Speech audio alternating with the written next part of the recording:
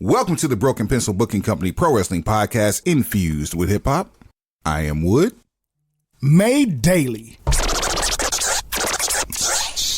with organic, farm to table, localized, neuralized, sterilized, Scotch guarded for 2020 repellent, available online, shipped via Amazon, not available on Sundays, Broken Pencil Logic. You stay classy, internet. I'm Suave Burgundy. Badman team! Booyaka shot, boy! Booyaka shot! All of that stuff. Yeah. We back, man. We back. Bruh. Not speculation on the money we've been making, praying on our downfall. You can keep on waiting. We back. Shout out to Phil Mob. We back. We bite. Man. If you've never heard that song, you got to go hear that. Phil Mob, We Bite. B-Y-K-E. I remember there was a song, a diss record that they did towards, I think it was towards DTP. And all I remember him saying was, Chinky, you a dummy. Smoke. I'm like, Chinky, you was a dummy. Say, man, listen.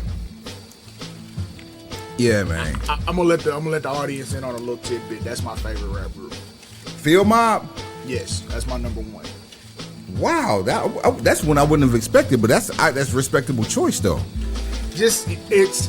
They combine so many of the elements that I find vital for a rap artist that you're gonna support. Like they have the creativity. They don't sound like anybody else. They don't chase fads. They don't chase a certain type of production. They rap on an extremely high level. Both members, they incorporate influences from all different genres of music. I don't think there's a song they can't make. They don't stay necessarily in one lane subject matter wise. They can talk to you at any level. They have made chart topping hits. They're unsung heroes. And then I'm also a fan of bars. And I don't know two better rappers that aren't in my phone. I actually hated when I heard that the original version of Sick of Being Lonely had Trina on it. Or was that even Trina? They put a rap verse on her? Like on the album version, there's a female rapping right before, don't finish your statement. So I think that's the remix. I think what you're talking about is the remix, because the original video version is just them. Which is also the radio version. Which reason why that version came out was because it was radio length. That version is like 3.5 minutes long, with the extra verses over 4. I mean, this is very much possible. I remember buying the CD, and on the CD they labeled it as the remix. Now, if that was the first version, hey, we know how the business works. Yeah. But they labeled it as the remix. I know which one you're talking about though. Man, we've done deep dives away from here with what was the last one we did? We did it was Rich Boy versus Dro. Yeah. Stuff we do to keep ourselves entertained. So I'm going to challenge you with a deep dive. Uh-oh. Pause. We're going to go, hold on one second here. Let me see if I can find this. And while he's looking, shout out to my Blue LaFala that my baby. Yeah. I'm not only am I a tribal chief in Oak Cliff, I'm a tribal chief in my own home. Yeah. Blue LaFala. You dig? This is what happens when you have children that love you. They know what you like and they will feed into it.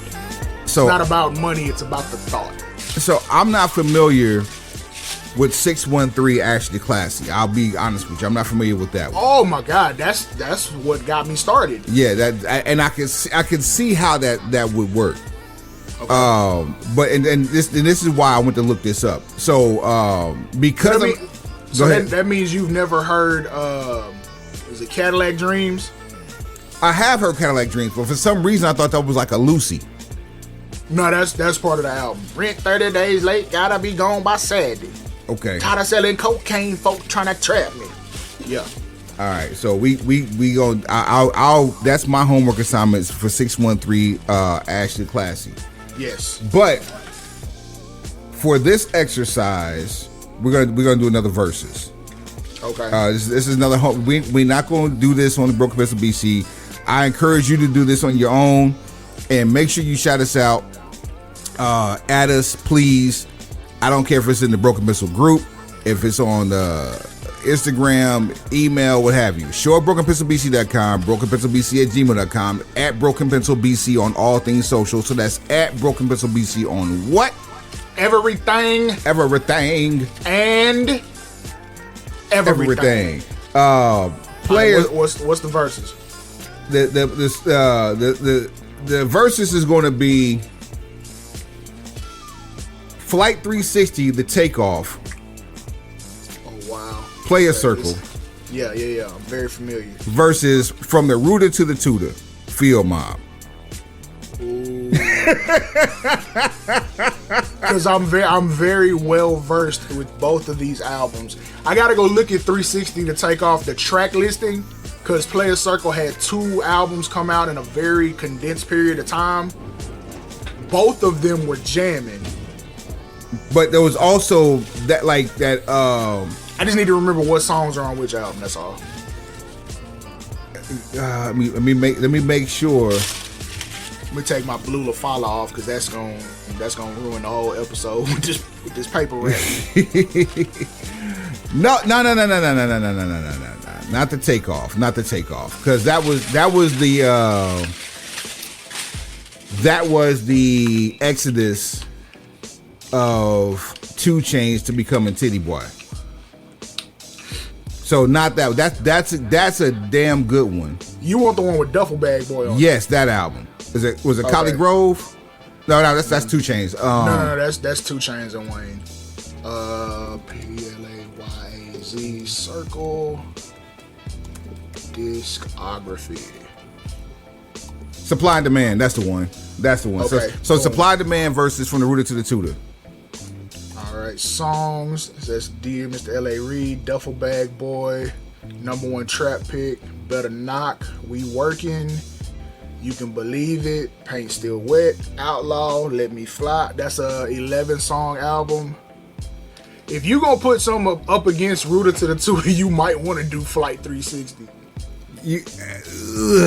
I mean, only because I know both albums, and I'm like, hey, this ain't. Or you want to do two and 2, do 613 Ashley the Classic and Rooter. There it is. There we got a week before we come back on here, so that's perfect. We'll do them both. So the 2 for 2, the first two. Yeah. Little known fact for those who are not hip. If you are hip, that means you haven't been under a rock, but you have to be under a rock really to pretty much know this. The vocals on Paper Chaser. You know who sing that hook? Yes, I do. Not off the top of your head though. I don't want to say the wrong name, but I know who I'm thinking about. It's ain't it Fonte singing the hook? There you go. Circle gets the square. Johnny, tell him what he's won. Speaking of telling what he's won, choosing fancy cars, they say I'm wrong. Baby, don't blame me, cause I'm a paper chaser. Bruh, hold up. Back. Yeah. So yeah, that's it.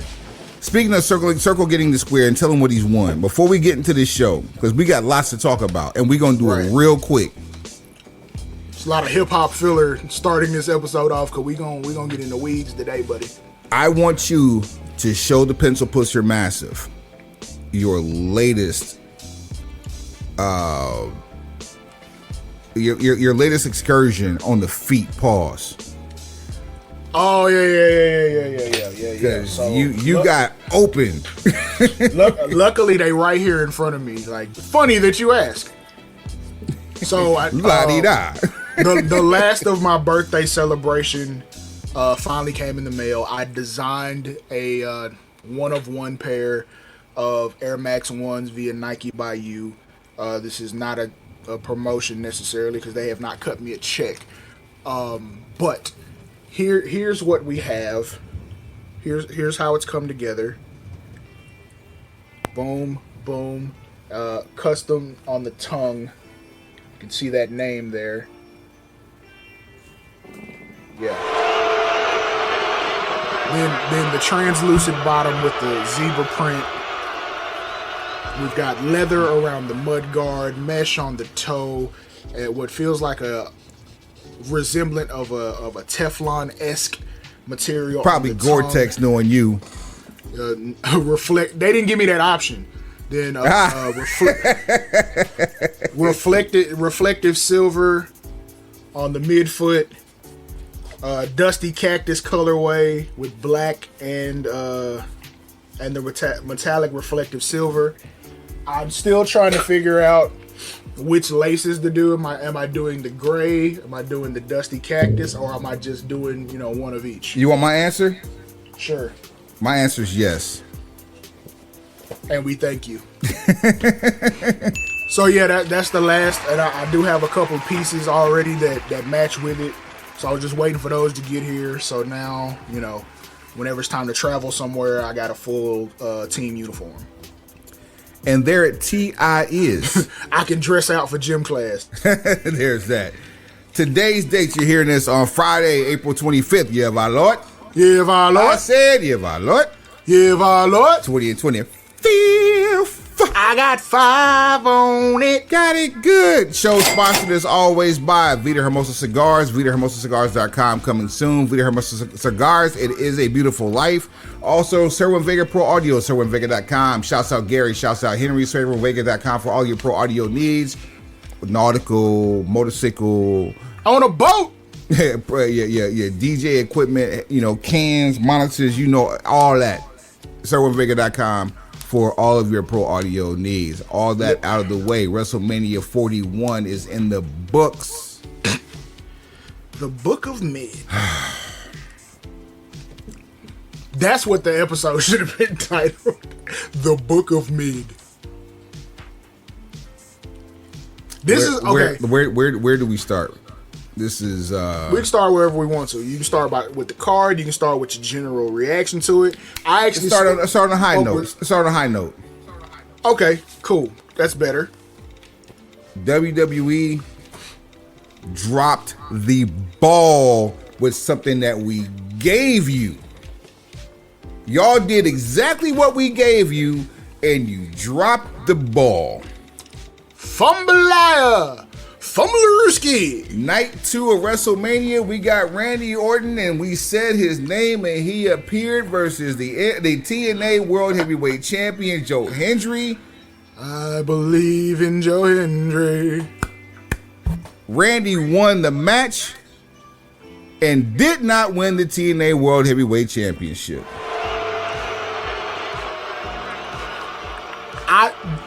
Okay, look. We know in real life, there are people that actively work in Stanford offices that listen to this show. That is not cap, that's not conjecture, that's real life. We also know people tied to WWE who do not work in the Stanford offices who listen to this show. That's not cap, that's not conjecture, that's just fact. There are people who work for other companies, foreign and domestic, that listen to this show that we either converse with or word gets back to us that they like what we're doing. That's not cap. That's not conjecture. That's just fact. So, at this point, I have to feel like our conversation about what could happen for Randy Orton made it up the flagpole somehow, and someone said, you know what, that's not a terrible idea. And because TNA and Endeavor owns TNA, they're all essentially in the same bed. They're sleeping in the same house, however you want to put it together. And they just took the most, for us, what would have been the most important part, you took that away. Because, and here's why, because of what you did with Randy Orton the night after. Because had you given Randy Orton the TNA title win, Joe Hendry doesn't lose anything by losing to Randy Orton, title or non-title. But you get Randy Orton to 15. When the next night he starts a feud with the guy who's on 17. And all they talk about is how close Randy is to getting 15. They are joined at the hip when it comes to WWE history.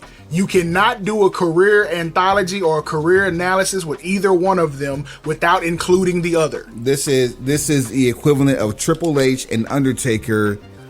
Was it a little over about 15 years ago, the end of an era?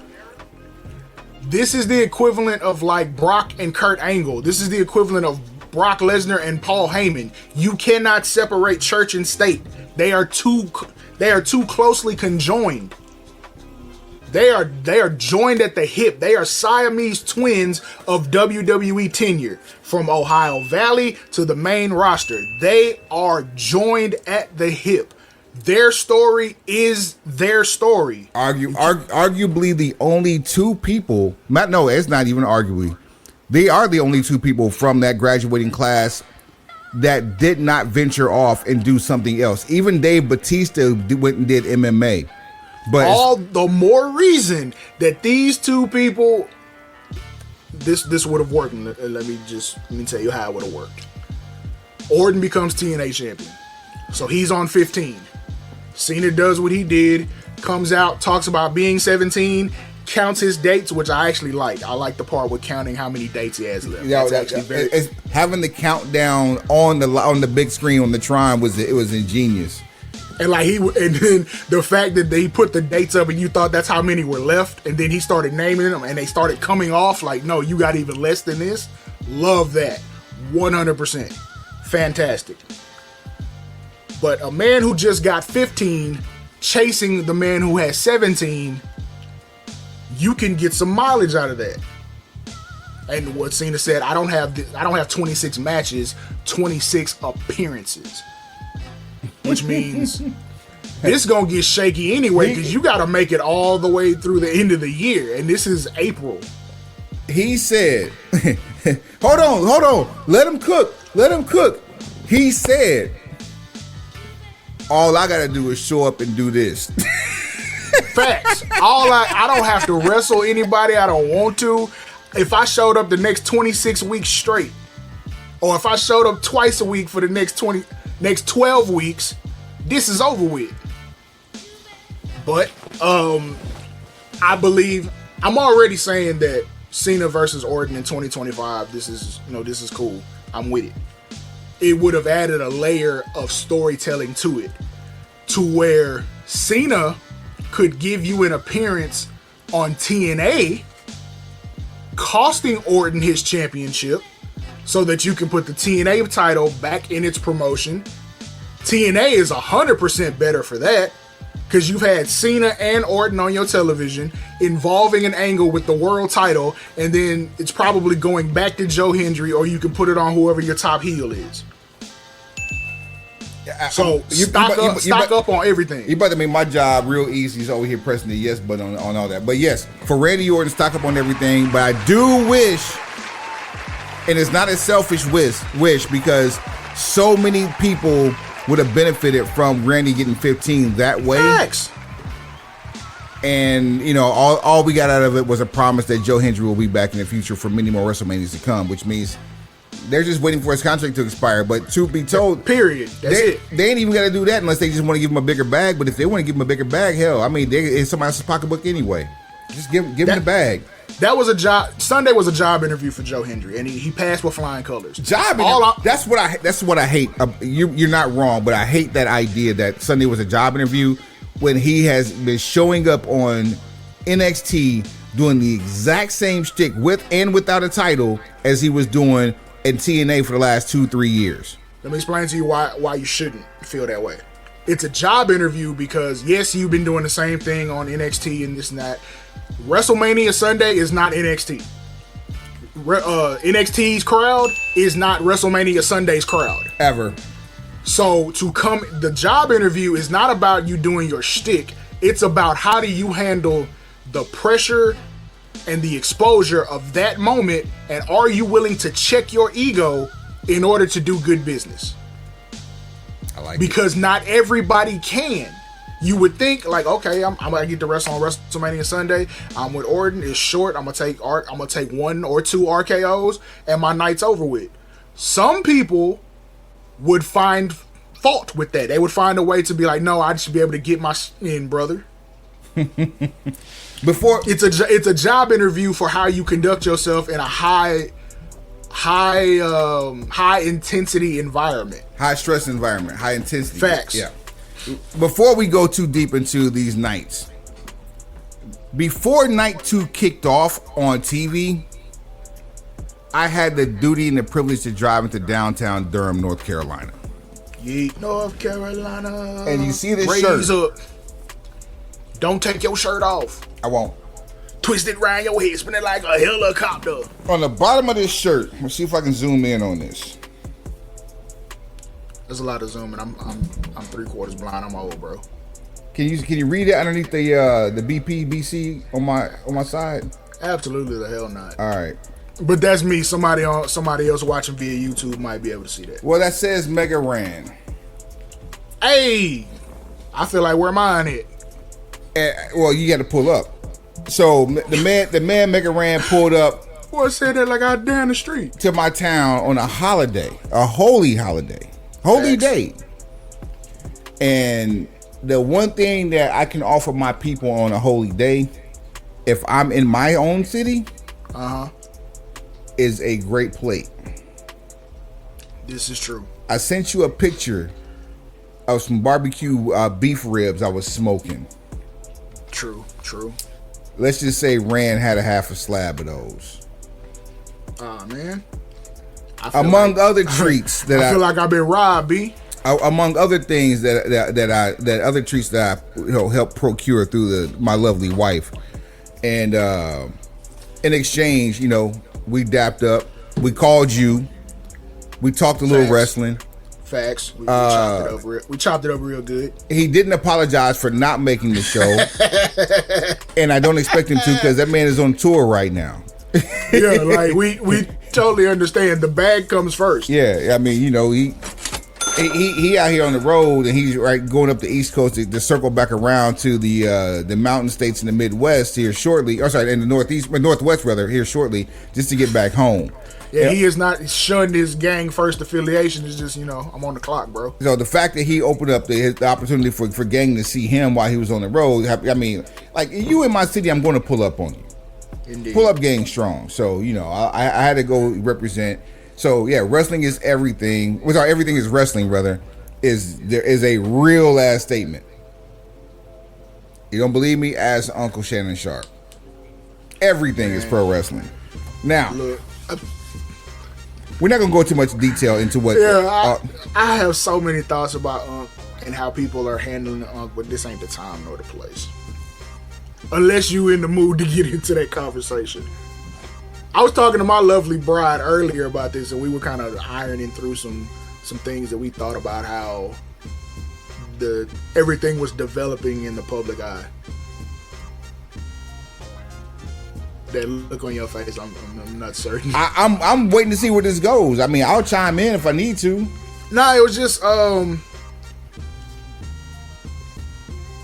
I looked at the internet perspective. She was disappointed more so in the fact that he even ended up in that space. Like she had her critiques about the woman in question. The physical makeup of that person, everything like that goes into like how did you end up picking this? And then more disappointment is like, because of how we look at you, how did you end up in this situation with this kind of person? And our conversation went kind of through like, look, she was an advocate for an NDA, and that's why I started to bring up, well, Vince had an NDA, and it eventually ended up coming out, mainly because he didn't honor the perks of the NDA. The NDA is only as strong as the two people who come into agreement to make it happen. Number one.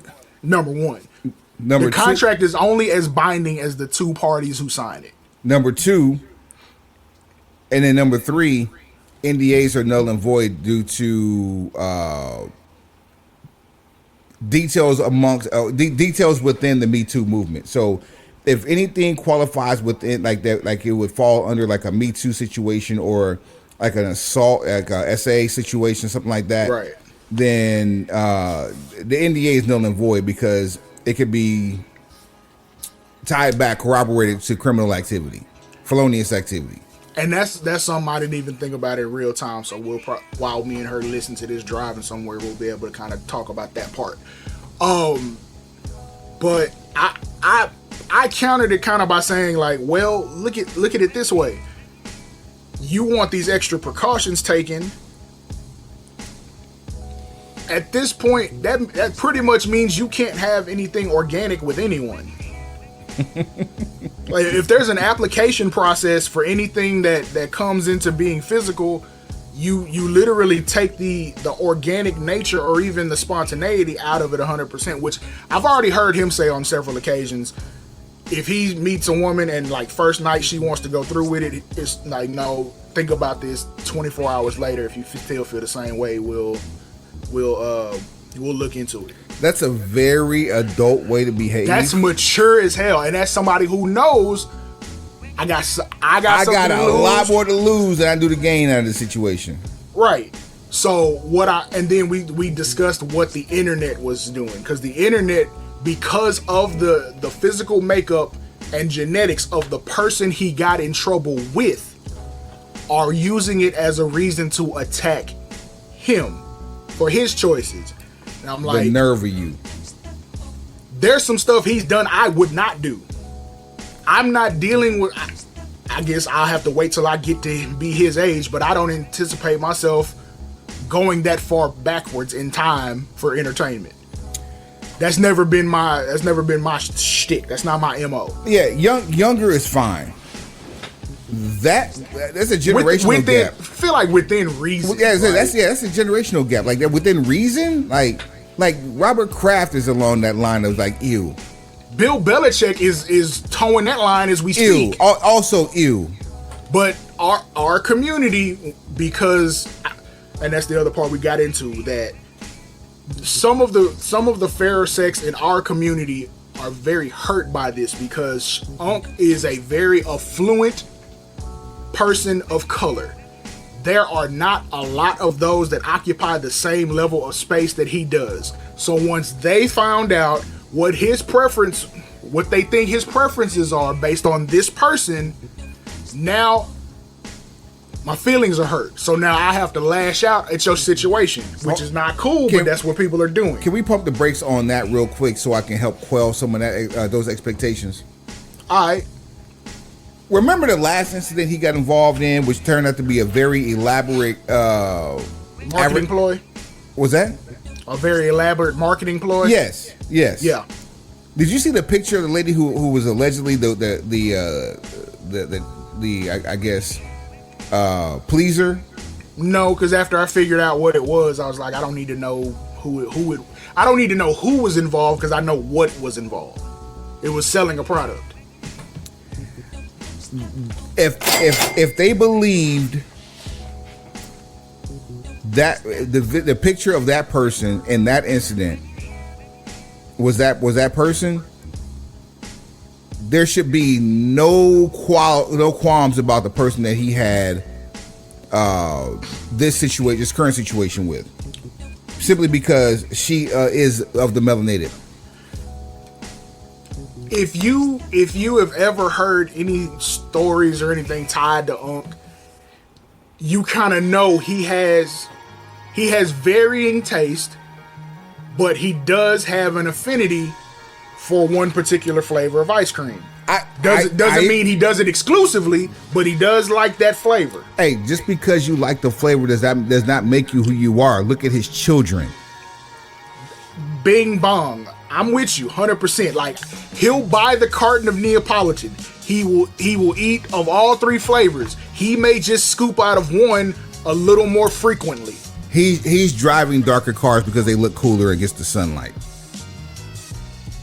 That's all I'm saying. That's all I'm saying. I'm with you, but there's a segment of the internet who is in their feelings about his choices in ice cream. And because of that, they say, okay, now I'm going to attack your situation. Yeah, now they drilling down. That's what I don't like. Because you don't like one aspect, You drill down on the entire situation as a professional. And now you want to air quotes see him take a fall so he can learn the lesson about not eating that flavor of ice cream. What about a fluent black man in that space that's helping others elevate to get to that space just by being there? Are you okay with? Like as far as taking down? Like what part about any of that I just said is okay to take down? I ain't got nothing for you. Neither one of us are broke. I wouldn't dare say affluent, because that's a different. That's like rich versus wealthy. Our ideas of affluent are different than the average person. So yes, we're not affluent. And I don't even want to be looked at by those who are, and I don't want to say lesser than, because that's a whole other conversation. I don't want to be looked at by those who could see me as a target as affluent. Yeah. We aspire to FU money. We're not there. We're going to get there. Shannon is very much FU money. He's in that same vein as Rogan, money wise. McAfee. I would say he's probably, if you're gonna break that into tiers, Stephen A just moved into tier 1. I would say Rogan is tier 1. Stephen A and McAfee are tier 2. Shannon is like right in the cusp of tier 2 and 3. He's like right there in the middle. So he's 3 looking at the heels of 2. He's 2.5. Yeah. But that's me. My math might be wrong. I just feel like, Rogan he got a bit of a head start on everybody. I think your math may be wrong, because it could be. And I'm saying that because less hands have to be hit in between the hand that's paying and the hand that's going to for Unk's situation. I wouldn't necessarily agree to that, because there may be some hands that have to be hit with his situations you don't know about. That could be true too. That could be true too. And until we do the whole spider web either or, and we not really either way, we look up stuff for statistical purposes, but I ain't finna pocket watch. I'm gonna say we aren't in that conversation at all yet. Yeah, we aspire to be in that conversation. Factual. And anyone who's taking this man down, that's looking at this as he got all this, they don't have the mental capacity to even want to be there.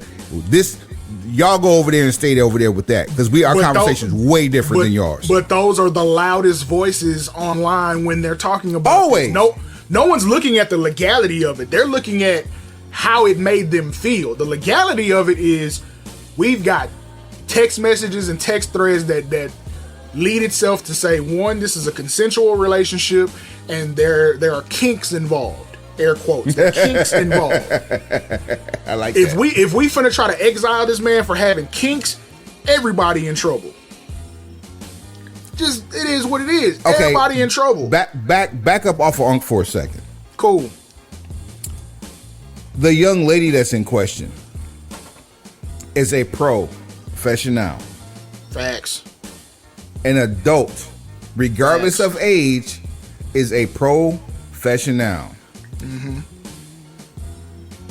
Just as much as he chose her, she chose him. Because the one thing a professional has the option to always say is no. You don't have to be a professional to be able to say no. That part. You can say no whenever. I can say no right now. To quote the great Chuck D, no. The easiest and the hardest word to say is no. Only has 2 letters, only takes a second to say it. Bing bong.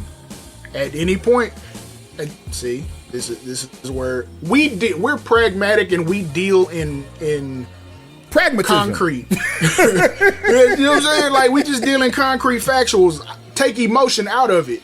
And okay, so here's one peek behind the curtain. This is one of the conversations that me and my wife were having really before we started this. And I was like, would the people online that are upset, would they feel the same way if the professional Unc was dealing with was the same skin tone as him? Will they feel this way about Unc if the professional was the same sex as him? How about that conversation? I'm cool on that. No, I'm not. Listen, I understand. I got you. But this is where we are in 2025. But I will say this: if it was, it would feed a lot of the narrative they've tried to give him anyway. They've tried to put that jacket on him anyway. So for them, it would have just been, okay, we got what we, this affirmed what we thought in the beginning, but at that point, would you be trying to tear him down, or what are we doing?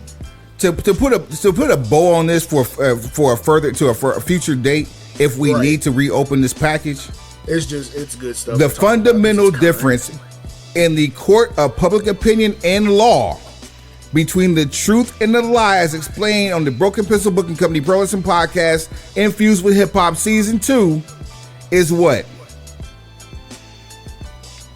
A lawsuit. What did Unc pop out with? This is a shakedown. You were looking for $50 million. What you're getting is sued for defamation. I'm done. That's it. I'm done. That's right there. I'm done. I stand. I don't. The business we've been standing on for 8 years, somebody finally did it the exact way we said it should be done. It's the second time it's happened. The first time was Hove. And okay, same lawyer trying it. Tony Busby is the same dude who tried why I brought up Hove. So you finna be 0 for 25. Bruh. The year. Now, I don't know how many times you tried it. You're going to be 0 for the year 2025. Cut it out, bruh. Just stop. Cut it out. This is the equivalent of ambulance chasing, and you're playing on the emotions of people who have really suffered some vile things. Like, and all you chill. have to do is be a pencil pusher and pay attention to a little bit of things that we tell you. I guarantee you will save you time, effort, energy, and money. And the other part of the conversation is like, let's keep it real. If you're dealing with a professional, air quotes on professional, just charge up front. Put a price on it if you selling it, bruh. Yeah, that whole sabotaging, creating the narrative to steer, soft, bush league. Yeah, I wanted to be inseminated so I could tax you like that, but now that I can't do that, let's go the other route. You want things to be one way, but it's the other way. 25 per cheek. Man, slap yourself on the cheeks. Hey. Back to Mania. Yeah. As a matter of fact, let's just do this the way that we always do it. We're gonna run through night 1 and night 2. All right, come on with it. Let's see here, and mind you, we're doing this off the top. There was no pre-production involved with this one at all because there was so much to talk about. We just gonna go at it. It's daytime energy, and it's always better that way. Rey Mysterio, God bless you. Yep. One of the things we fear when you have a blowout in any type of sport, football, basketball, they usually take your starters, your second string out, and put in your third string, A, to get them reps, and B, to make sure that your money doesn't get hurt. On SmackDown Friday night, Rey Mysterio went down with an apparent knee injury that took him out of WrestleMania Night 1 in his match against El Grande Americano. Sad to see that happen that way, but what we did get was an elevated Rey Fenix. So Rey still got to wrestle in WrestleMania. It just wasn't Rey Mysterio. And as Suave said, El Grande Americana came through. Didn't like it, but it was. Nobody rioted, which was great though. I told you there wasn't going to be a riot. See, this is the other part that people don't understand about a WrestleMania crowd, night 1 or 2. That is the greatest collection of diehard fans that you're going to get all year. Worldwide, international, and domestic diehards. The people who can now, every diehard can't afford the tickets that were in that particular venue, but that's going to be the highest concentration. Weekly television, you're usually getting families bringing their kids out. You got a different composition. There's families and there's diehards. When there's stuff like big pay-per-views, big 5 shows, and especially WrestleMania, that's when you get the diehard of the diehard from all walks of life, all places, foreign and domestic. I saw a sign that said something to the effect of these tickets financially destroyed me. Not a lie told if you can be seen on camera with that sign. They nose bleeding for like $400. Yeah, which is fine, but did you see the POV? Oh, I saw it. You'd have never got me in there. Now, granted, that may be a POV, but that does not do that picture. That doesn't do that stadium any justice. Doing it from the lens of a camera, it does give you some perspective. But I'm not doing that. That POV, regardless of the price of the ticket, is just trash. It could be a $200. Yeah. It could be a $200 ticket, a $100 ticket, a $50 ticket. That POV, it could be it could be a free ticket. That's trash. You literally are going to be in the building, but you're going to have to watch the event on your phone. Because you can't see anything. You can't see anything. All you're going to do is be reacting to people around you. That's it. It's not like Cowboy Stadium, like where you sit at the top, but there's like an 80-foot screen. Well, 80-yard screen. Like, oh yeah, 80-yard. There's 80-yard screen, or what's the new stadium in LA? SoFi. The wraparound joint. Like, yeah, they got Cosm screens everywhere. You'd have done better spending $400 to go watch it. Cosm. Cut the check, because we ain't got no agreement now. You could have caught you like a really quick flight from if you wanted to be in Vegas for some of the other stuff. Great, catch you a quick flight to Los Angeles. I'm sure the tickets were dirt cheap during the weekend of WrestleMania from Vegas to Los Angeles. You'd have spent less flying between LA and Vegas and catching the Uber to Cosm. You could have went to Disco Inferno strip club and been fine. Oh my God! I know Godfather spot had to be open. Just go post up over there. You almost made me say something we don't even say on this show when you mentioned his name in Vegas. Come on, man. Like we talked about this when we were trying to explain to people why ticket sales were what they were. You were trying to blame Jey Uso. Jey ain't got nothing to do with this. This is a financial thing we're doing. This is finances. Like, it's 2025. Everybody got to stop capping about where their finances are. Quit it. Stop trying to ostracize people based on what you think they have monetarily. Everybody's doing less business.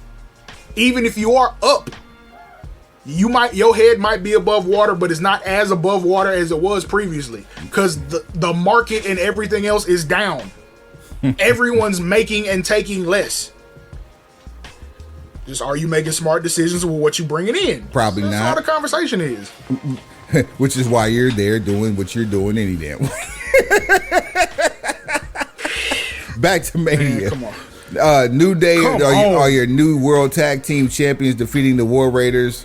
Shouts out to the New Day. My man Mega Ran got another Tag Team Championship under his belt. Yes, he did the theme music with Jim Johnston. Yep, that's what it is. Tiffany Stratton and Charlotte Flair. Now, every time Charlotte Flair gets into it with somebody, the first thing we always ask each other is, how long before Charlotte takes Flair liberties? Tiffany got her box rocked. My God. Looked like she was eating on charcoal bits. No OnlyFans. Man. But Tiffany did her thing. She persevered through all the nonsense, because there was plenty of it in that match early, like out there from the time the bell rang. She persevered. Shouts out to Jacob Fatu, the Samoan Werewolf. Like, we thought the bloodline was about to get active. We thought the bloodline was about to get active because the show started off with Jey Uso beating Gunther. Walter in our house. It just so we got new World Heavyweight Champion, new United States champions, all from the NOIE family tree. So we was like, there's no way the NOIE is going 3 for 3 on night one. There's no way, and we were correct. What kind of gas we've been running this car with for the last, now going on 5 years? Premium no lead. Supplied to us by who? Ourselves in the pencil pushers. No, not this car. Oh, the car WWE's driving. You tell me that they've been filling up at the Hawaii Family gas station. They have been. They have a gas card that they only use at the Hawaii filling station, and it's been powering this car for the last 5 years. 5.2 octane. When in doubt, 5.2. 5.2. Oh, bruh. If I could get Jacob 5.2 a Nike deal. He probably already got one, like looming, like just hanging in the balance. I got a shirt design I gotta send him. We got Paul Heyman doing a double turn. Like how you do a double turn with two people? You know what the crazy part is? Like the turn coming was so obvious, but it was executed so well that you were entertained. And that's what I be talking about sometimes. Do the smart thing and do it correctly. And if you just do it correctly, people will accept it. I can't stand the recipient, but I love how we got there. Yeah, Seth Rollins wins, and he wins custody of Paul Heyman. We've said it 1,000 times. Yet another crutch to prop up someone who, in our opinion, has kind of been there, done that. But we'll see. I mean, this could... After the developments of Monday Night Raw following WrestleMania, I'm like, okay, I see who's going to come out on top in this from the jump. So we're going to have Seth, we're going to have Braun Breaker, which we'll talk about in a second, and another person that we're going to talk about here in a second too, coming soon.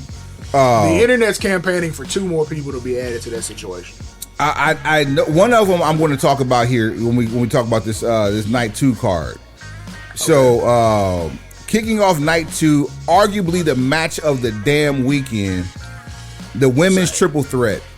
Io Sky, Bianca Belair, Rhea Ripley. Man, listen. It's between the 2 triple threats, literally. Save the weekend. Listen,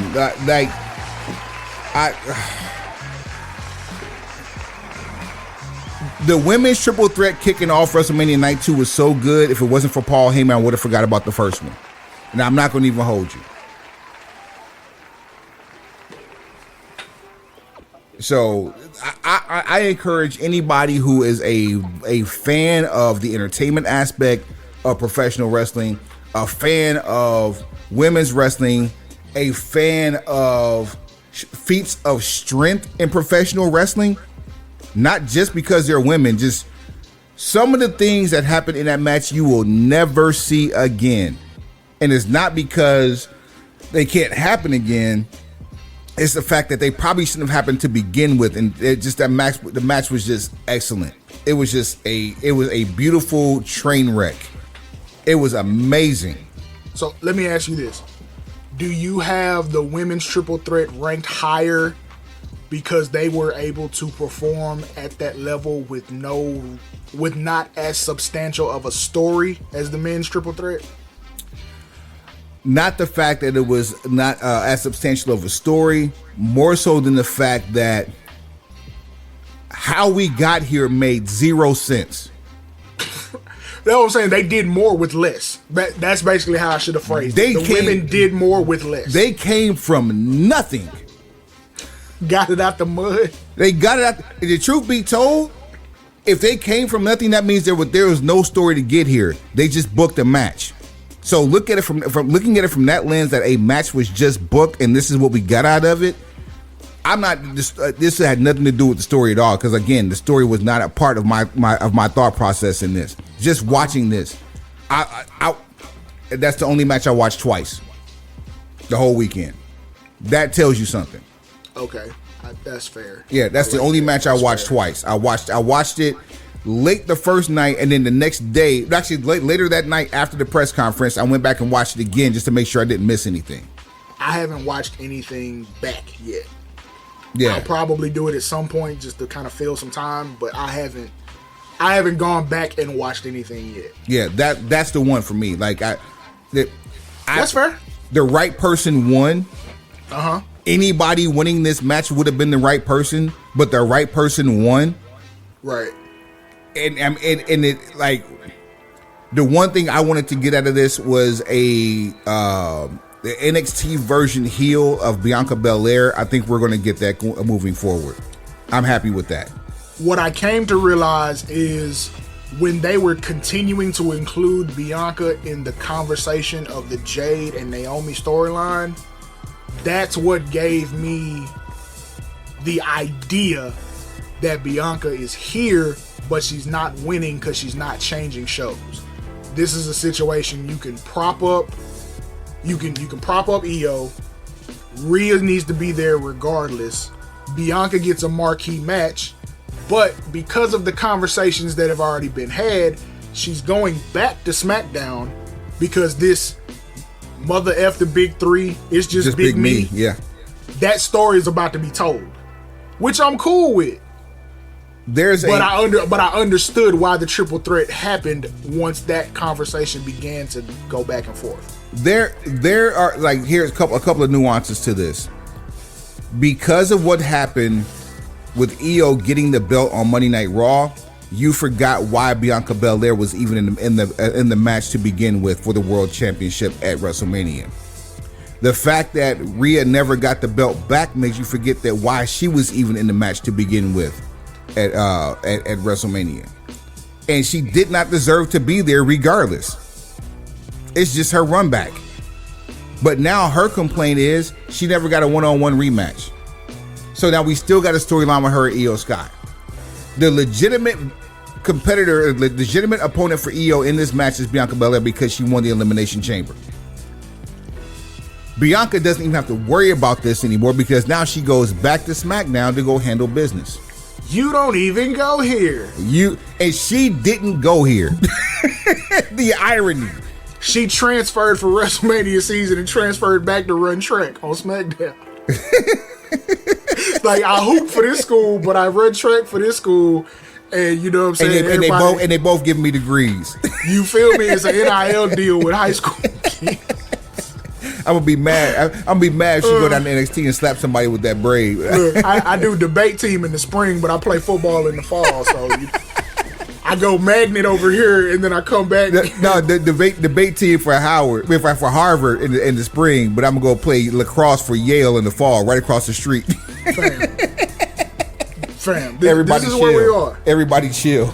And once I understood that, it made everything. It made the end result make more sense. It's more palatable when you can kind of see what's happening, and that'll come back later on in this whole review. But go ahead. Yeah, Priest and McIntyre once again in WrestleMania. That's cool. I mean, McIntyre got open though. He took a selfie with somebody's phone. Player hater Drew. He just needs somebody new to hate on. He needs a target. He needs a big time target to hate on because player hating Drew is just, it is what it is. He's bum ass Corbin minus the brokenness right now. And is that what he is? Yes, because he keeps going back to people that he's got beef with because of things that they did to him, and after they beat him, like Priest beat him, why a year later y'all back at it again for nothing? That's why you ruined my WrestleMania 40, so that's why we fighting at 41. We're running it back at 41 for absolutely no reason. Hey. AJ Styles, long-term storytelling, right? AJ Styles versus Logan Paul, a decent match. It's what you expected. Karrion Kross, the unsung hero of WrestleMania weekend. Stock up on Karrion Killer Kross. Let me see if I can find this. Wait a minute, never mind. No, Karrion Killer. No, we can't call him that. What was that? We can't call him Karrion Killer Kross. He can't do that. Oh no. So it's either Killer or Karrion. Out of my way. Whoa, we can't do that right there, people. I'm out, fam. I'm trying to get directly to this, but there's an advertisement in the way. Yeah, that sums up WrestleMania weekend. It pretty much I'm trying to get to it, but it's an advertisement. But first, these messages. After these messages, we'll be right back. Looking ass. That's how you know Saturday morning cartoon. Oh, man. Yes, sir. Here we go. Got it. You ready? Yeah, all right. Run it. If we can get this thing to kick off. Let's talk about how awesome it is that Logan Paul just won it. Let's talk about, Sam, let's talk about what Logan Paul represents. The shortcut. Feels so good to be here. Feels so good to be in the business. Thinking about all of the funerals that I wasn't able to attend for the last 11 years in this business. Are you hearing all the anything, holidays Suave? I missed. You know, I could have just started a YouTube channel. Could have just jumped in there with KJ I was wondering what you were talking really about. Good, right? So let me. It's awesome. Yeah, because there's a whole lot going on here. Let me see if I can even what, I won't even worry about it. Just go to Karrion Kross's Instagram. Go to anything social media and search Karrion Kross. Go F yourself. That's all you need to search. He single-handedly killed and rebirthed his career in one promo on a WWE podcast. I knew when he wasn't fired the next night that we might have stumbled onto something great. Because that's the kind of thing that's like, hey, if you really, really weren't supposed to say that, chances are you wouldn't have made it to TV Monday. I'm going to say, yeah, the fact that he was on TV in the same role he was in the last time we saw him, status quo, get to work. Glad you're here. We have something for you to do. Factual. He got TV time the next night, so apparently he's at least in the somewhat good graces of somebody. Lyra Valkyria and Becky Lynch returning after a quote-unquote hurt Bailey rather. Yeah, Bailey deserves better than this. Yeah, and she let it be known to a year and a half. She'll see what's what. Versus Liv Morgan and Raquel Rodriguez, they retain the championships. Or say they gain the championships, and then on Monday Night Raw, they lose to Liv and Raquel. And Becky turns on like Lyra Valkyria, and probably the fastest heel turn after a comeback ever. After doing a match together, one match heel turn. So she's probably going to end up with her husband on Monday Night Raw and with Paul Heyman. Technically, Lesnar did it to Cody, but you got way more out of it. But they didn't have a match together the night before. They had a match together the same night. No. He came out to help, and then they booked the match. And then when the match started, that's when the turn happened. So that's probably faster than this. But I get what you're saying. We still. Can this experiment be over? Which one, Lyra? Because the Intercontinental Championship should be defended at WrestleMania, and the fact that it was buried in a tag team title matches, it just tells you the caliber of that title. Okay, I know what's happening here. The whole thing of teaming with Becky Lynch, to becoming champions, to losing them the next night, to the heel turn of Becky, all of this is a thought out plan or plot to raise the stock of Lyra Valkyria. I'm just saying, I'm not here for that experiment. How can you raise the stock of someone who cowered after she got whooped up on? She didn't. It would be different if she got knocked out. She cowered. She was like, "Oh, I have a thorn in my paw. Why did you turn on me? I have a thorn in my paw." Heavens to Megatron, man. That's just, somebody's got to have that conversation. Like an agent has to say, "Hey, look, you're gonna get beat up, but don't whimper about it." I'm not here for this at all. I'm just not. And if you're gonna bring two of the most prestigious singles titles to women, not only do you put them on WrestleMania, you put them in matches that make sense. You don't just give them a damn title for the sake of saying participation trophy. It's so 2025. Don't do that. Because what you're going to end up doing is part of the redemption arc. This is just how it goes in WWE. She's going to lose that title to Becky. And then they're going to feel like stock up on the title because it's on Becky Lynch and she's going to carry it for however long. And if she ends up being a part of this new group that the internet wrestling community has dubbed the New Dangerous Alliance. That's me. I'm the internet wrestling community. I dubbed it the New Dangerous Alliance. Okay, well, they out there stealing you. They out there selling your bootlegs. They bootlegging your tape and selling it in the street. But if that's the case, and we get Lynch joining her husband and Braun Breaker and Paul Heyman stock up on the title because it's going to be seen more. There may or may not be more defenses, but guaranteed those defenses are going to involve a lot of additional booking, if we can call it that. And then the redemption arc is that eventually Lyra Valkyria gets her win back or gets her retribution. How long that takes, we'll see. I don't think it would be as early as SummerSlam, but it's possible. But I'm just not here for the experiment. I'm not interested in either of the participants. I hate that you just did this. Episode 253. We will break down the titles in WWE and AEW. Okay. All of them. Jesus, this is a long show. And we'll make it quick. We don't have to draw it out, especially for the lower titles. The bigger titles is what I'm more concerned with, but we have to have a story arc to some degree, right? Let's figure out. God, AEW is about to kill me. Let's figure out who these opponents are going to be for the next 3 to 6 months. Because if Paul Heyman's aligning with Seth Rollins, I hate to say this, it's a trajectory that Jey Uso is about to lose to Seth. I would hate that. I would hate that. Like, Walter's not going to get his lick back. Nah, he's off to start a situation with Pat McAfee, which is for SummerSlam. Now, if all of this is all the stuff that's starting to build to SummerSlam, I'm cool. I can accept it. I need Jay to get 6 months. I agree. Because 14 days with Intercontinental Championship and no defenses is not good. Right. You did that, to set up War Games, but like, he needs 6 months. Kofi got 6 months. Let him get a 6-month title reign just to see what we can do.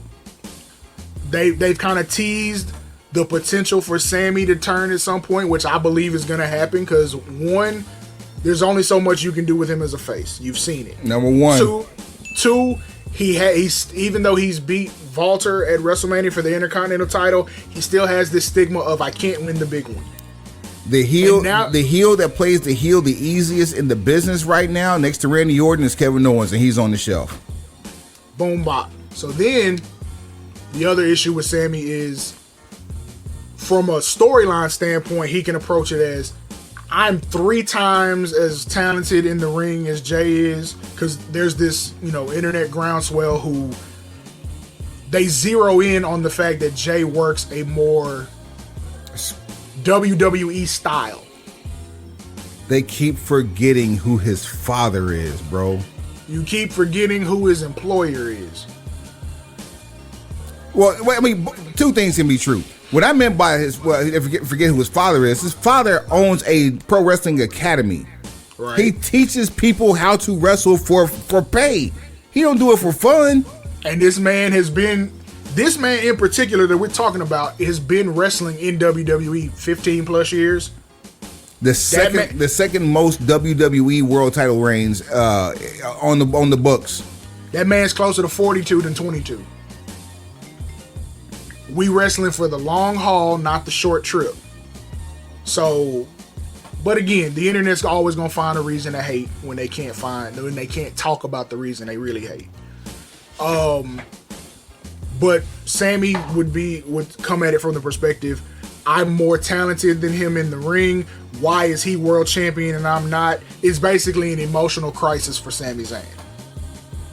And him turning and challenging Jay, you could probably get 2 PLEs out of that. Maybe I wouldn't go 3, but you could. Yeah. Give me 2 PLEs and like a Netflix Raw main event. Do you think we finally see that the title dropped on Raw with Jey Uso holding it? That's the type of person they would do that with. and that's sad because it's been a while since this happened. I don't like it either. I don't. I don't like it. I think for as much effort that's been put in by Jay to level up his marketability as a character, I think it deserves like a big 4, big 5 show situation.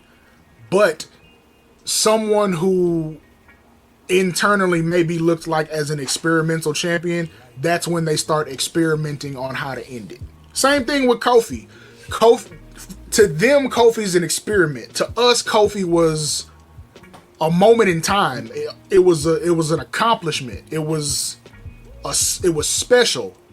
To them, maybe not so much. So then you can end a title reign in 90 seconds on the premiere of SmackDown because this was air quotes an experiment to begin with. Yep. We don't see it that way. So I mean, the way Jay loses the title, it could be, time will tell. But don't put anything past anybody. It could happen on a Saturday night's main event. That's where it could happen at for sure. So we'll just we'll enjoy it as long as we get to enjoy it. But just know at some point it is going to come to an end, and it'll be for the greater good of someone you may or may not fool with.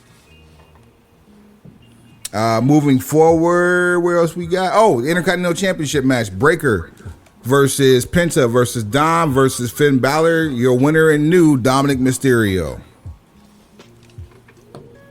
Shout out to Dom. About where that goes. The crowd turned him, and that's cool.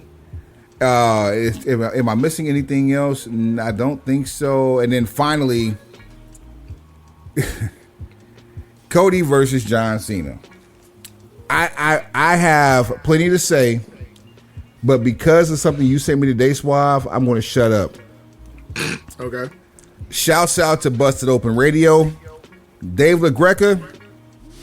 Here's Dave LaGreca's take on the main event of night 2. When it comes to being fans, I get it. I'm a wrestling fan, but I cannot believe the same people that bitched and moaned about this guy 15 years ago, about this guy 10 years ago. He buries everybody, never puts anybody over. Now you're surprised by what we saw last night.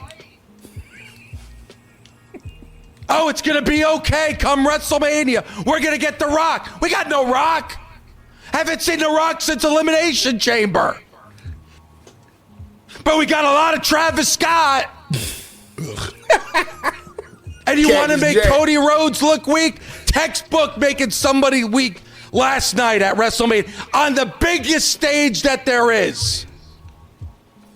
On the biggest stage, you just threw everything that you did for Cody last year and you threw it right out the fucking window. For what? A guy that's going to be gone at the end of the year. But I love John Cena. Fuck you.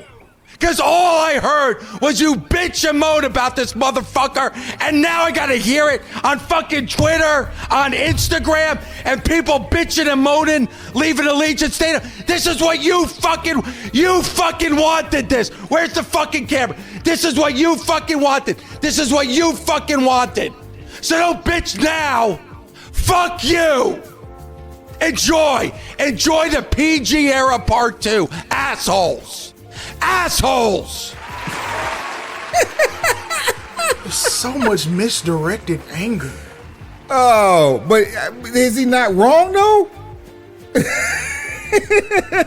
Okay. So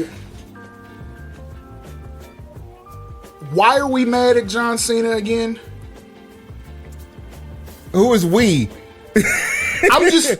It sounds like Dave don't got an issue with John. No, my issue is my issue was the fact that I said that he said that he was going to be full time and didn't show up. After Elimination Chamber, I understood why he wasn't there. We never realized all that was part of the story. And so that would be a situation where how we've been told for years about stuff we didn't like. let it play out, right? Yeah, just so that will be pertinent in this situation. Three right? words we've been hearing more let it play out from Triple H, from The Rock. Enjoy the ride. We keep hearing enjoy the ride.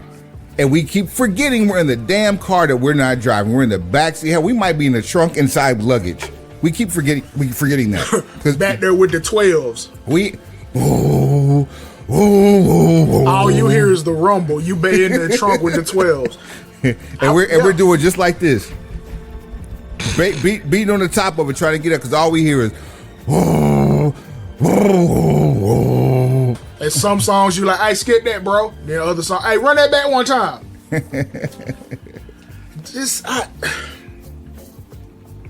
I don't. First of all, I don't see how John Cena's to blame for this when this is the same group of people who were asking for John Cena to be in the main event of WrestleMania. I don't know who among you thought that John Cena would be in the main event of WrestleMania, wrestling for the WWE Undisputed Championship and the 17th title reign in a historic career on his victory lap tour and lose. Hold on, back up before you said on his victory lap tour. After losing for the last 10 years at WrestleMania in different matches, after losing for the last 5 matches by a solo in WrestleMania, what else can we add to that? That man put over Austin Theory. That man helped Cody win the title the year before. He sat and drank beer for one. And then he did what he did with the Undertaker. But yeah, wasn't a match. It was what it was. There's so many things from what Dave LaGreca went through that, first of all, it encapsulates the vitriol of people online. But number one, I argue this. I don't think you can make Cody look weak in the eyes of people who refuse to see him as weak. So that's a bum ass argument to start with. You as a Cody fan, and if we're gonna encompass the whole Cody Crybabies mantra and fan base, those people, they refuse to see him as weak, so you can't book him and make him be weak. All you're gonna do is book him in a way that makes those people want to hijack shows to make him look better. You couldn't, during the Yes movement, you couldn't book Daniel Bryan to look weak, because wherever he was, the people had his back. There was going to be a Yes chant wherever he was, regardless of where he was on the card. So you can't make him look weak to people who don't see him as weak. If we're going to blame John Cena for simply being a Mount Rushmore legend, take it up with, send your hate mail to whatever address comes up when you Google Titan Tower. Somewhere you can just say WWE headquarters, Stamford, Connecticut, find a zip code and send it there. You don't have to put a street number on there. So just there's all sorts of venom, and it's misdirected. And what I have seen as of late is that people are blaming the lackluster delivery of Sunday night WrestleMania Night 2's main event on the absence of one Rocky Maivia. I'm here to say that we've been on this show for the entire road to WrestleMania saying that this angle, this whole build and storyline was lacking top tier gas in it. You got the heel turn to jump it off. That had it on a high level. Then Cena missed maybe 6 out of the next 7 weeks of TV because of his own schedule. So most of the build is Cody talking to himself. Then last 2 or 3 weeks right before, you get a couple of very good promo battles between these two people. And then you have a match to for my own personal standards, the match, it was what it was. It kind of under-delivered.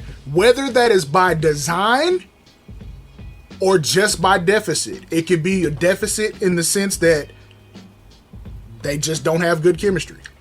Or by design, because Cena has now taken on the presentation that I'm going to ruin wrestling. So is what he did in the main event part of him, air quotes, ruining wrestling? Is that like an inside joke? Or is it just like, hey man, these two just don't really have it together? Which both of them are okay. In that whole ruining wrestling thing, I get it, but the best you got is a reset of the championship lineage.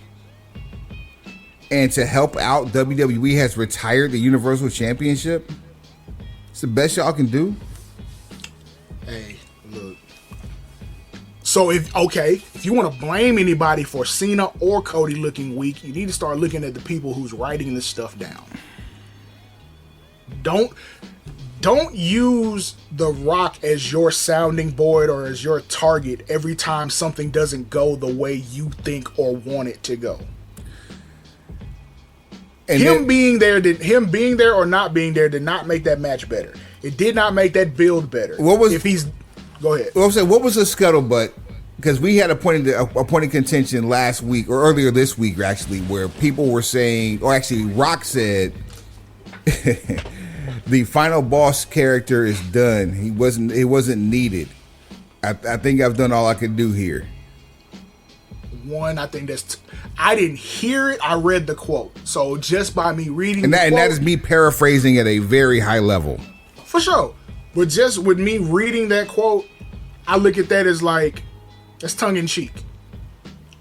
The final boss character did way too good, too much, and too good business for it to be done. It might be, hey, I got some stuff to go do. I'll be back. I got this league that's running right now. I got a league that's running, and I got a Martin Scorsese movie that's about to start filming. And shouts out to the damn Renegades, man. Oh, come on. Facts. I need to try to catch a game for you before out of hand. Yes. We busy. If you want to fly out to DC, let me know. I might even check for tickets to Birmingham. I know that's a cheap one. Okay. We'll see how to make that work. Like, they have schedules. These people have multiple endeavors. I get it. I feel like him saying that he watched WrestleMania at home, I feel like that's I honestly feel like he said that just to piss people off. Ain't no way he wasn't backstage. Like, what do... No way. Let's say you own a fast food restaurant. We're not gonna shield for anybody who hasn't paid us any money, but say there's a major chain fast food restaurant and you become the owner of it. Hey. And there's an event that's happening. It's a one-day event, maybe even something that you're sponsoring. And that event has tied to it possibly the success of your franchise, not only for that year, but probably for the next 3 or 4. Okay. As an owner, even if it's a stake owner, would you not be somewhere in close proximity to ensure that your investment is carrying out the way it should? Let me think about it. Yes. The only way I'm not there in close proximity to watching a bag be secured is if I'm securing a much bigger bag, and it needs to be exponentially bigger, like a bag that I can't afford to miss. There is nothing on the table outside of the UFL and TKO Holdings that we know of, right, that dictates a bag big enough for him to step away from those two entities specifically, especially at the time of year that the UFL season is happening and when WrestleMania is. So also I add to that, there are people who want to blame Rock for everything that went wrong or didn't live up to expectations or that disappointed about this. But there's only one thing that didn't live up to expectations that's disappointing about this, and his name is Travis Scott. Continue. Again, But to that degree, to say that you're going to put all the blame on The Rock, are you then saying that you don't trust the individuals in charge to execute said plan? You have a Mount Rushmore,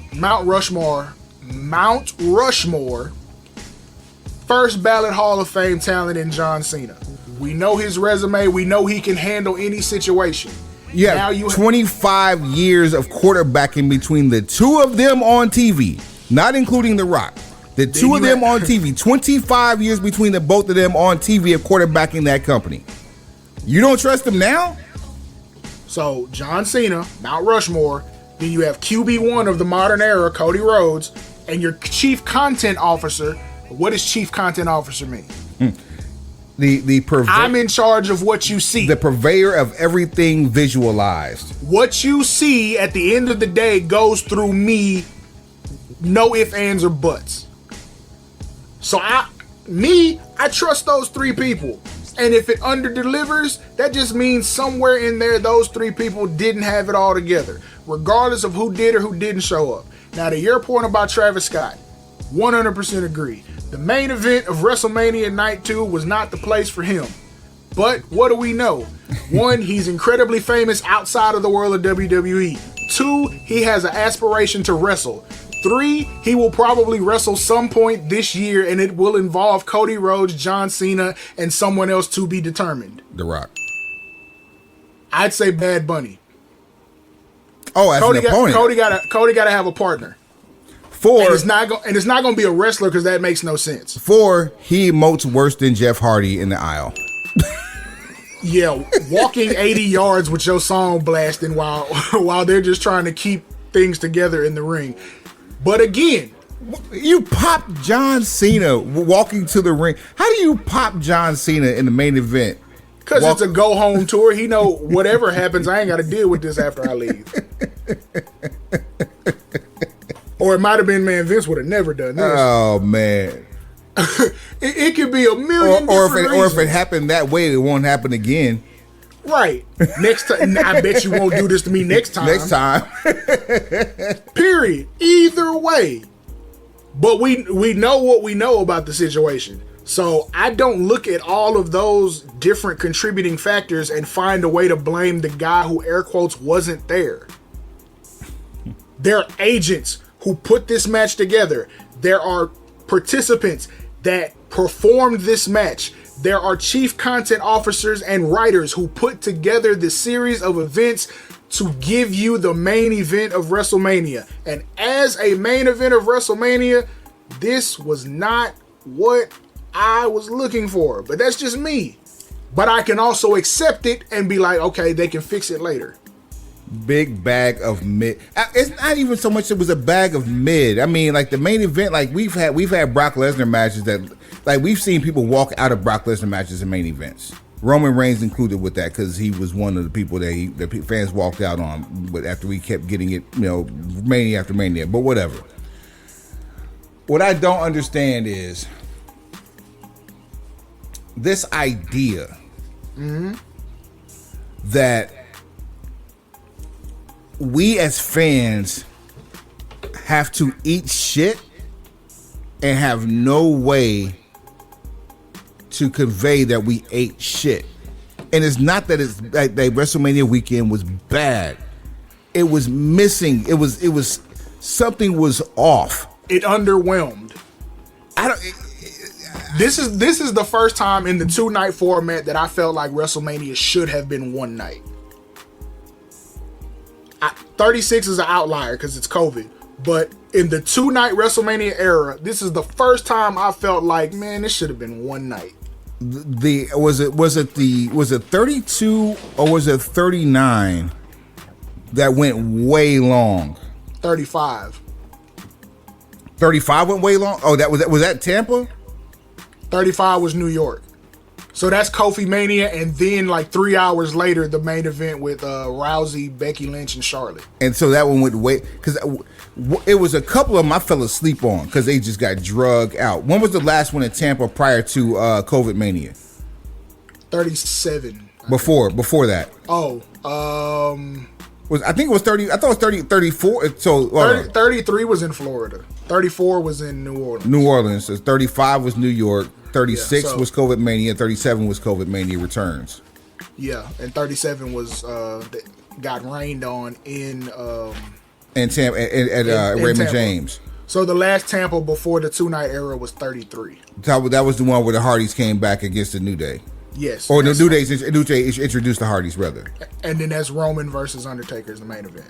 Okay, so that one went long, and then the New York one, yeah, those two I fell asleep on. The New York one is where people were like, we had been out here so long that public transportation stopped running. Yep. So we're out here trying to figure out how to get home. And Ubers were like $300. Yeah, you know what I'm saying? Like, surge charges were through the roof. Like, they were stranded. Yeah. So that's the one that kind of ushered in the 2-night, because it was like, this is a job. We've been watching wrestling for like 8-9 hours straight. So if you're drilling down, and we can put a bow on this, because like first of all, there was so much happening. Oh, we didn't talk. I mean, I guess we can go to the Hall of Fame too. There was so much happening in Vegas. The fact that there was a time gap for the rest of the country. I mean, that's normally not a problem. But then you have TV that goes until what, 8 p.m. on the West Coast in SmackDown, and gives you 2 hours to go down the street or change your clothes and go to the Hall of Fame ceremony at 10 o'clock. Like, not to mention the shake junts that were doing their thing round the clock. Yeah, I don't think anything closed. Like, the best story I heard coming out of as far as preparation was the fact that Jacob Fatu was at the arena at 6 a.m. and stayed there the entire day until his match was over. That man got a different level of focus right now. So can you blame him? No, I can't. I can commend him is what I can do. Yes. He is on a different level of focus, and I support it. I love it. I celebrate it, because he understands the assignment. He understands the moment. He understands the assignment. Did everybody involved with WrestleMania Night 2 main event understand the assignment? No. That's all I'm saying. No. And even Becky Lynch returning didn't understand the assignment. So let us be consistent in who we criticize when things don't go correctly. I'll give you a prime example. And let us be accurate. Here's a missed assignment, bro. I just thought about this. All right. What night did Vikingo come out? That was night one after the El Grande Americana match, right? Yeah. Why wasn't Vikingo touted more? And of course, I know one answer is the fact that he's not the AAA Mega Campeon, because the AAA Mega Campeon has been excommunicated from both TNA and WWE over the past few years. Stated to be never coming back, and he's also currently suspended. I think that would have been a much better moment had there been something attached to it other than the fact that we're having this soft advertisement for Worlds Collide. I look at it a little differently. I feel like the camera time that Vikingo got was more than sufficient, considering the fact that prior to that day, a lot of that audience had never seen him before. That's very. Would you say a lot, or I'm sorry, because it was around the world? No, you're right. You're right. The local audience, I think more people locally have seen him than not. Because this is WrestleMania weekend, there's a higher concentration of casual fans. Yep. Now, we explained that inside the arena, there's the diehard of the diehard from international and domestic, but watching on PLEs, you have an influx of casuals. Yep. So, a lot of those people had never seen Vikingo before, unless you scroll in, Instagram and you see something he did in an indie situation. I guarantee you there are a lot of people who may not have seen him versus Kenny Omega in AEW maybe like a year and a half ago. So, introducing him in that way, giving him camera time, he probably hit more eyes in that, possibly minute and a half of camera time than he had ever hit previously. That is the most egregious understatement that you have ever made, and I'm only saying that respectfully because, like Triple H said, for the first time, WrestleMania was seen live around the world. You see what I'm saying? Anybody that had a TV on that had access to Netflix, whether they watched it in real time or they watched it on time shifting, they saw Vikingo for the first time. No other venue has ever given Vikingo that much of an audience at one time. Bing bong. So I can't really say he should have done more, because if he does more, if he does one of those viral moments, basically, you're like giving it away. Yeah. One, you're giving it away. Two, you're overshadowing a brand new Ray Phoenix and Penta. And the person you're putting all of this heel momentum into with Chad Gable, aka El Grande Americano. Venti latte. I got Cena, Rhodes. Hold the foam. Oat milk. I've got Cena, Rhodes. I've got the women's triple threat. I've got Orton always. Let me keep digging here. I see that's 3. I'm building you a card based on it being one night. This is what I'm doing here. Oh yeah, the Rollins, Reigns, and Punk. Gotta have that. Yeah, absolutely. Jay and Gunther. Fatu and LA Knight. Stratton and Flair. Those are my 7 matches. That's your one night Mania right there. No argument from me. Okay, then good. There's your one night Mania. So the rest of the matches could have been a really dope-ish addition to SmackDown and or Raw. Shouts out to Triple A now joining the ranks of the WWE, being just gobbled up by TKO Holdings. I just found out last night or Wednesday night rather, on Dynamite that AEW is actually doing a pay-per-view at the Grand Mexico Arena in Mexico City. Triple A won't be there.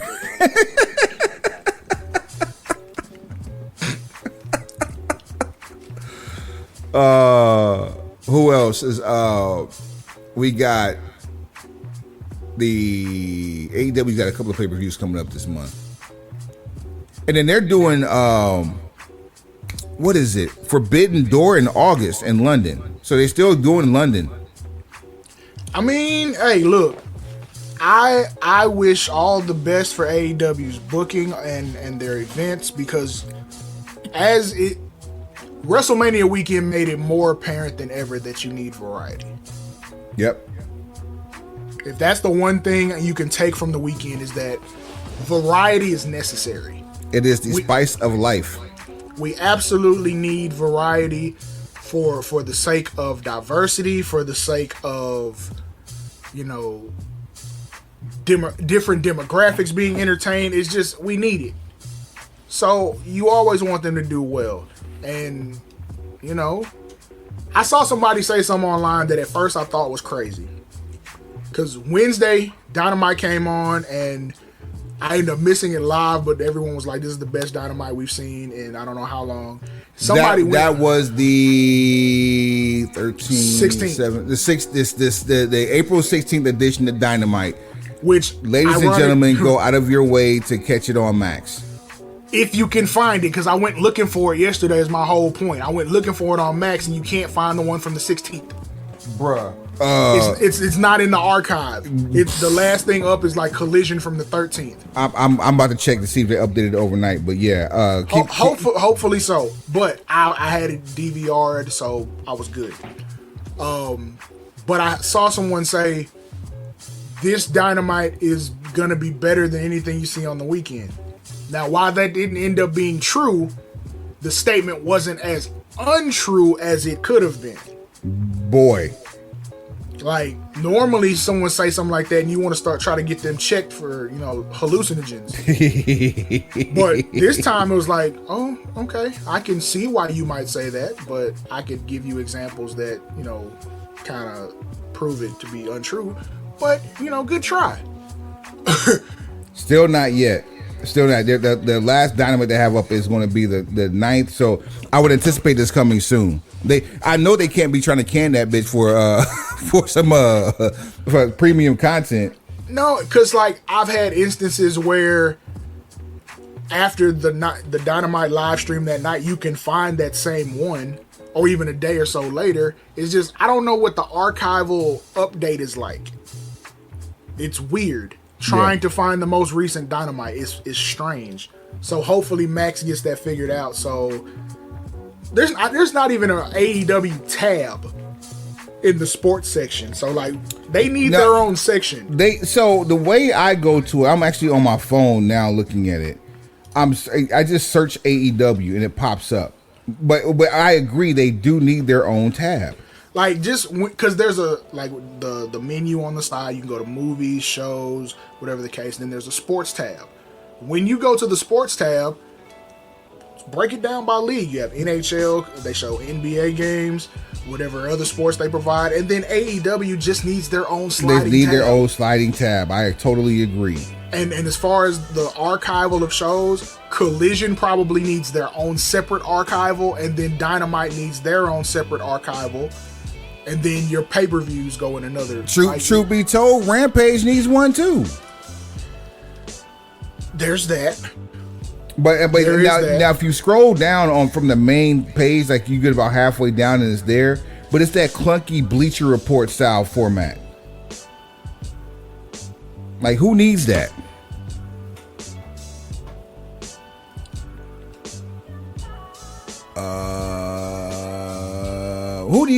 Who did you get for your match of the night for WrestleMania? What night one, night two, or both nights, either one? Night one, it's the main event. It's the triple threat. Night two, it's the women's triple threat. If I'm picking, for the weekend,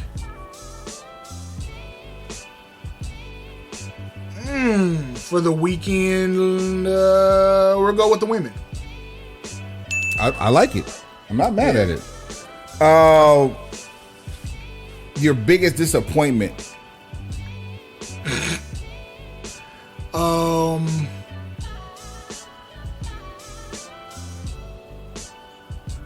Biggest disappointment. Charlotte and Tiffany Stratton. Why? I figured for all the trouble it would have been better. The easy answer is Cena versus Cody, but I didn't have high expectations going in because the build didn't give me high expectations, as I continue to tell people. The biggest disappointment for me was still, and will forever be for this weekend, Randy Orton not getting 15 off of Joe Hendry. They just let him come up with the T. I'm sick of, why would you advertise somebody as a world champion, count that, and still just let him come up on the belt and walk away with that belt? That doesn't add up to me. I guarantee the reason that they did that is nobody put any thought into how you get the belt off Randy once you put it on him. We had already done the heavy lifting on that. We just had not said it on this show yet. Had we given the whole formula back when we first said Joe Hendry was our choice, I guarantee you might have gotten more mileage out of it. But that's a crate digger thing. If you were just watching the show and didn't know we said that, that would not have been a disappointment. Yeah, but that's definitely yeah. I think he would have had the bigger news story of the weekend if that happened, simply because of all of the positives that were left on the table behind that happening. It would have exponentially enhanced what he did the next night. Yep. Yeah, I think continuity in storytelling. That's it. I think we've done a good enough job of landing this plane for WrestleMania 41. Considering what we had, we did the best we could do with what we had. Yeah, I can believe that. Hold your head. We riding with you. Just I think his lawyer got this figured out. make better judgment calls, and by better judgment calls, I mean keep this shit out of our ears. That's all I'm saying. We don't need to know any of this. Yeah. Grown folk bi. You like what you like. I don't always need to know what you like. Yeah, grown folk bi is grown folk bi. Go be grown. And we still watching you. Nightcap and all that. Yeah. Once again, show at brokenpencilbc.com, brokenpencilbc@gmail.com. It's at brokenpencilbc on all things social. At brokenpencilbc on what? Everything. And everything. Rest in peace, Steve Mongo McMichael. Can't forget that. Mongo. Yeah. Lately, we've been on this kick of like, and we missed a big one. Let me turn the music down for this one. Uh-oh. We missed a big one. Rest in peace to the voice of 3 generations, wrestling-wise in Texas. World-class championship wrestling zone Bill Mercer passed away at the great age of 99 years old. Man, so 99 though. That man saw everything. Everything. He was all everything. Yeah, those 2 individuals. Mongo had a great shelf life. He may have been one of the first. Actually, Lawrence Taylor. No, I mean, because we got Ernie Ladd. But Steve McMichael. McDaniel. You got a lot of Butch Reed, Duggan. I keep forgetting it. We already did that. Tito Santana. Yeah, we had a whole tournament. Man, that was one of our first tournaments. Steve McMichael was on WWE Monday Night Raw. And then he ended up becoming Eric Bischoff and Tony Schiavone's tag team partner, a commentator partner on Monday Nitro. Before he joined the Four Horsemen. Coming like fresh off the gridiron and going behind the headset, that's a transition we didn't really see from football players. And he made it look natural. And the fact that when he finally debuted as a professional, as a wrestler, he debuted as a heel. That was amazing within itself. And he did great work with the Horsemen for that incarnation of the Horsemen. So rest in peace to Mongo McMichael. And then Bill Mercer, we can't say enough about the things he did for World Class Championship Wrestling. True Texan in terms of like the voice, but like he was the voice of the Fine Erics, like all of them, every one of them, he was the voice of them. Mark Lawrence learned under Bill Mercer and became the voice of World Class Championship. Well, actually, he became the voice of Championship Sports while Mark Lawrence was the ring announcer for World Class Championship Wrestling. One and the same. The programs were different. So what the majority of the world saw in syndication had Bill Mercer attached to it. So rest in peace, Bill Mercer and Steve Mongo McMichael. That said, Suave. Yep. They go home. Pencil pushers. Like, rate, subscribe, tell a friend. Share. Tell that friend to tell a friend. Share too. Tell a chair. No, share. Like, rate, share, subscribe. There you go. You forgot share. No, I got a chair. Oh, Jesus, man. Stop. Like, rate, share, subscribe. Tell a friend. Tell that friend to tell a friend. And then... Tell that friend again. Tell that friend again. I said that Heads already. Up. Heads up. Pencils down. I just said Pencils that down. too. I should start doing the ending. Nah, I like when you do that. Pause. Wait, yo. Who booked this? Trips, I'm looking at you.